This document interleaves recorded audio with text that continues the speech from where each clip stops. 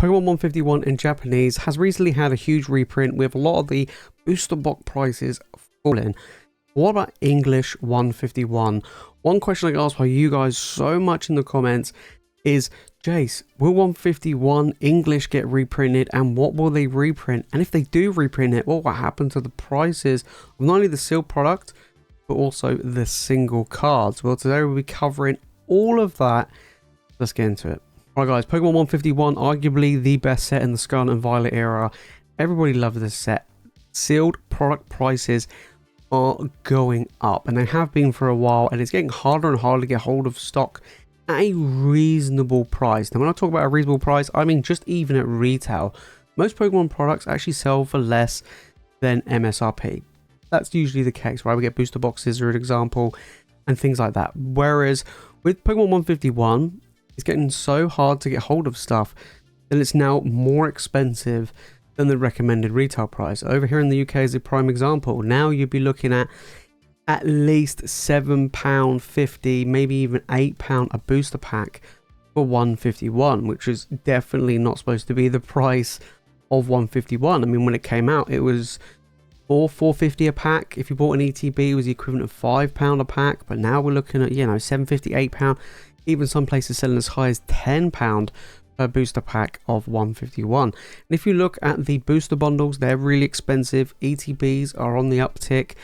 The UPCs are also going up. Pretty much across the board, everything is getting more and more expensive for 151. So kind of looking at it going, when's a reprint coming?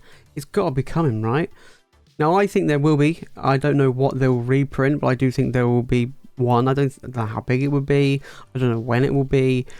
If they were going to reprint anything, I would probably lean towards just the regular ETBs. You may argue that they might do the booster bundles, potentially the UPCs, but I think the normal ETBs are probably the most safest bet to assume if they are going to reprint, that's the product they go for. So still products going up. So you may be thinking, well, surely single card prices must be going up, right? No. A lot of the single card prices in the set have either stagnated and haven't really moved much, or a lot of them are actually going down. There's a very, very small amount of cards in the set that's actually moving up, which we will cover today. So we're going to take a look at TCG Play at this sealed product to give us an idea of what's going on regarding the sealed product. And then we'll be looking over at PokeJace.io at the single cards and the graded prices of 151. Because if a reprint does come, it could damage the set future gains. Let's jump into it.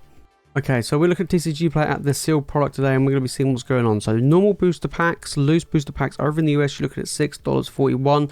Like I say, it's more expensive over here in the UK. I really struggle to find anywhere less than £8 a pack, which works out nearly $10 a booster pack, which is pretty insane. So it is going up. I mean, over the past year, this set is slowly climbing up, and you know, will it follow suit like Crown Zenith, right? Crown Zenith was in the same boat. Things are getting more and more expensive. Pokemon reprinted the ETBs, and that helped quite a bit, and you know, we may see that. We take a look at the UPC, which arguably at the moment is probably one of the best cost-effective products to buy to get packs, right? Which sounds kind of strange.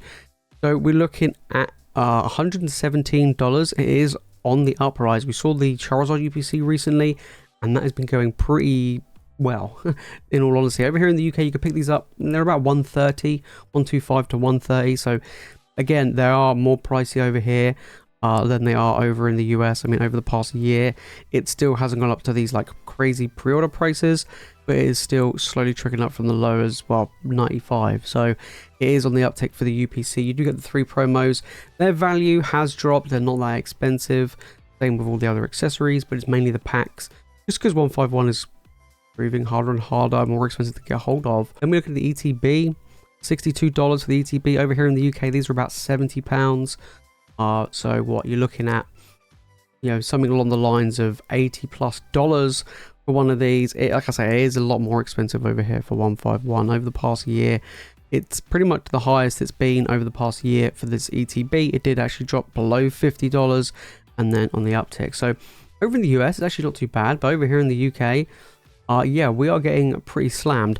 And then even when you look at things like the mini tins and things like that, things are getting more expensive. The collection boxes, the Alakazam, Zapdos collection boxes, are on the uptick. I mean, if you take a look at the Zapdos one example, over here it's $26. Over here in the UK, you're looking around £30 plus for this. So it is getting more and more expensive, even though it has dropped as well. So a lot of the Seal product across the board have been going up, right? Booster bundles, which was supposed to be the cheapest option.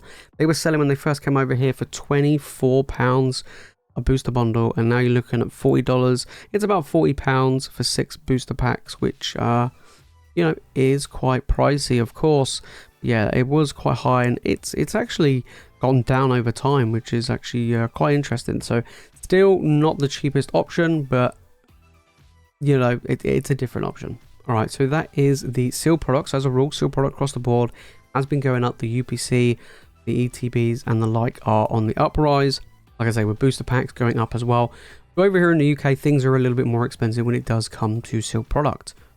Single card prices now.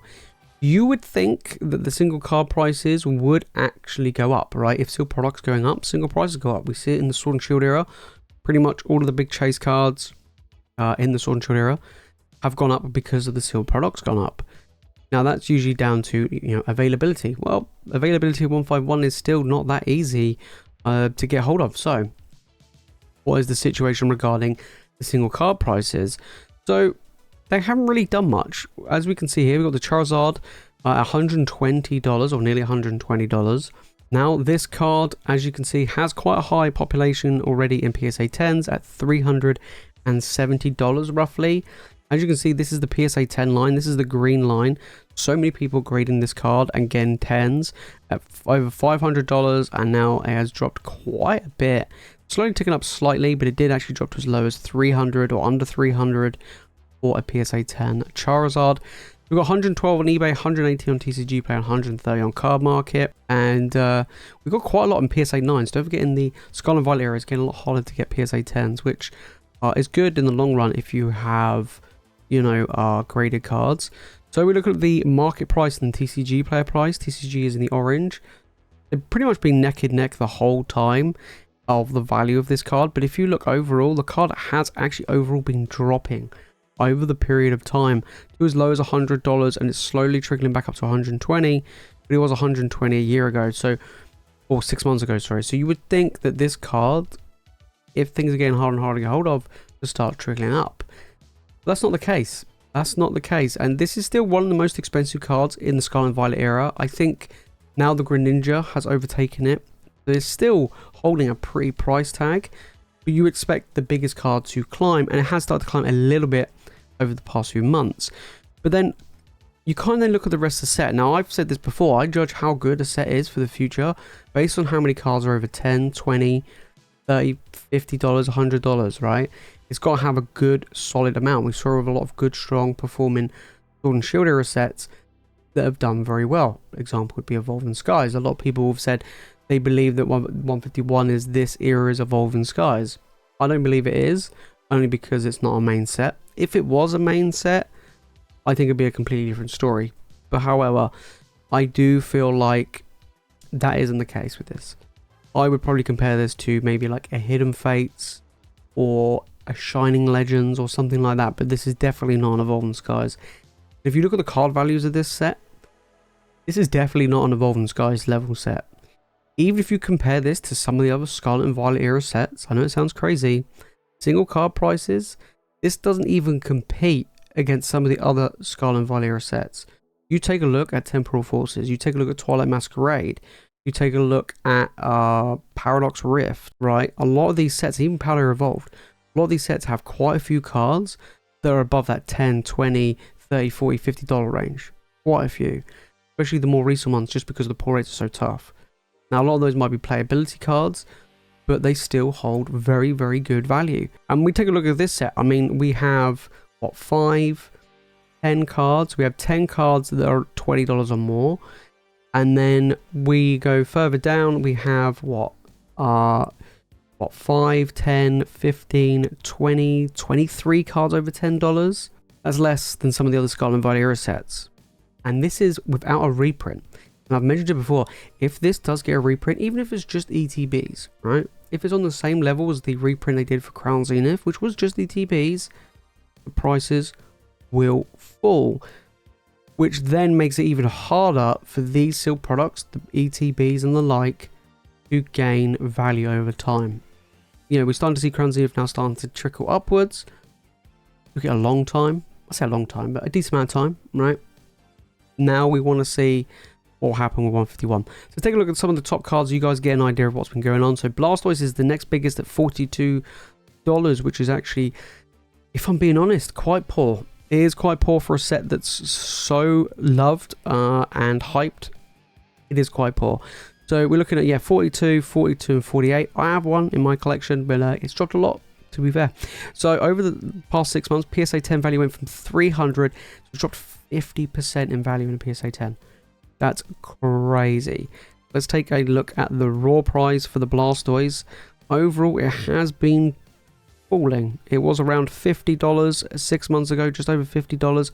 The TCG player price was slightly higher than the average market price, but overall they've been pretty level and they're sitting around 42. So it is less over the past 6 months. Again, availability, stuff like that, you would expect these to start going up over time. The Venusaur, however, I think has actually been doing somewhat okay. We're looking at 37 eBay, 42 TCG player, 48 card market, $152 in a PSA 10. Was $260, so it's lost $90 in value. Did actually drop to as low as like $115 for a PSA 10, but has slightly bounced back up. We look at the raw price. TCG player was above the average market price, but even then it was sat around that 40, 45 for the longest time, and it's been pretty steady, but it did drop to as low as in the low 30s and is slowly trickling back up to some extent. Still not quite as good as it was 6 months ago. Then we have the Zapdos, which is my favorite card of the set. Absolutely love it. Now I have one in my collection. I'm super happy. We're looking around 32 on eBay, 36 on TCG, and 53 on card market. So it's a bit higher on card market. But the graded price of this one, there's less PSA 10s than PSA 9s. We're looking at $180 odd. Now as 115. I did actually drop below 100, and it's now slightly trickling up. Then we look at the raw price.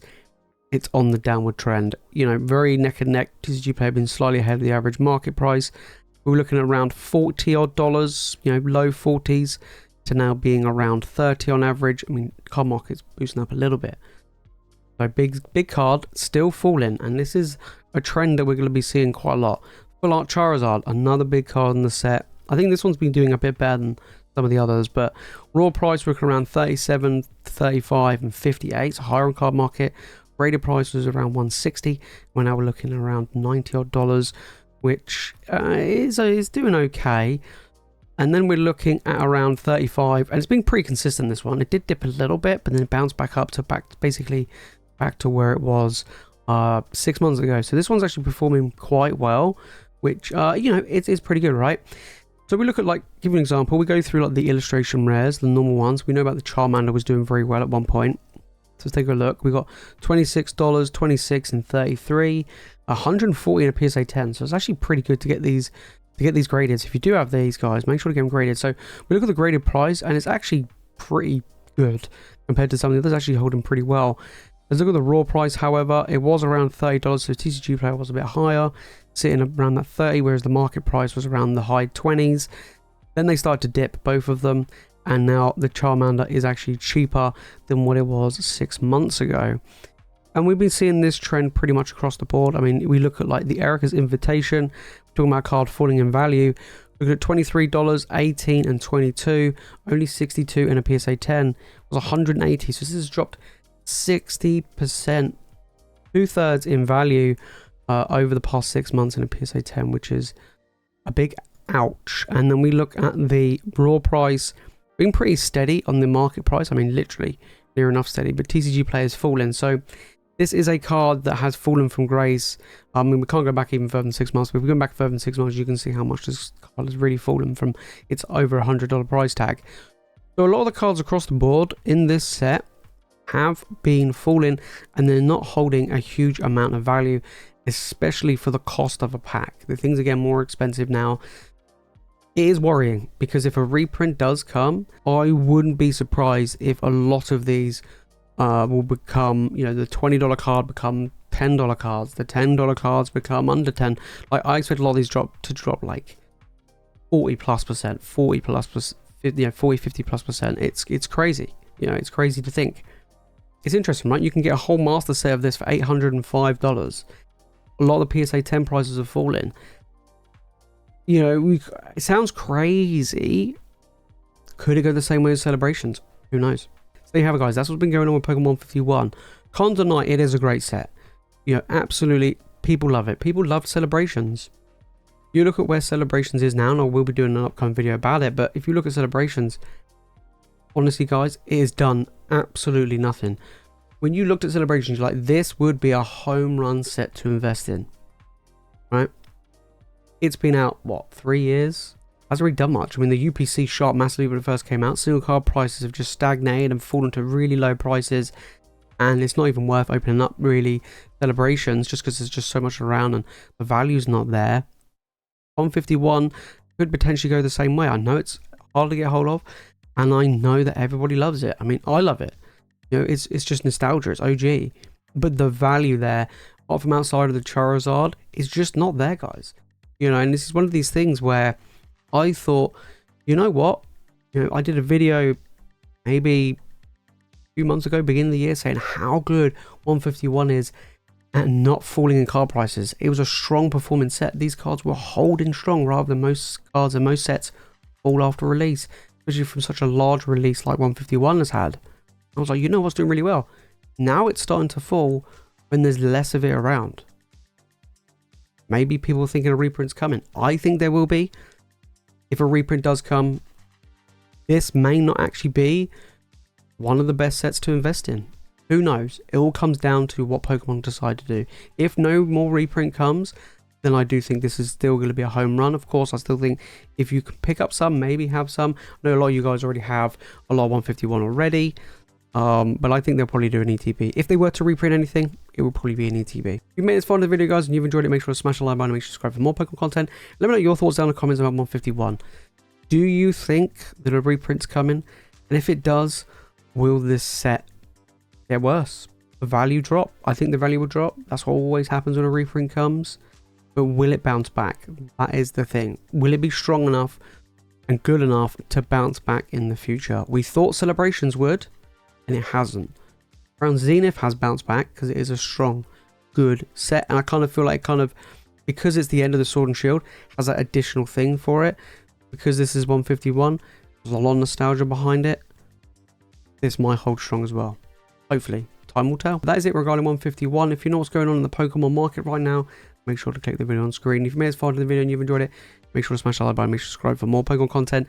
That's it from me, guys, in today's video. As always, you guys are the legends, and I'll see you all in the next one.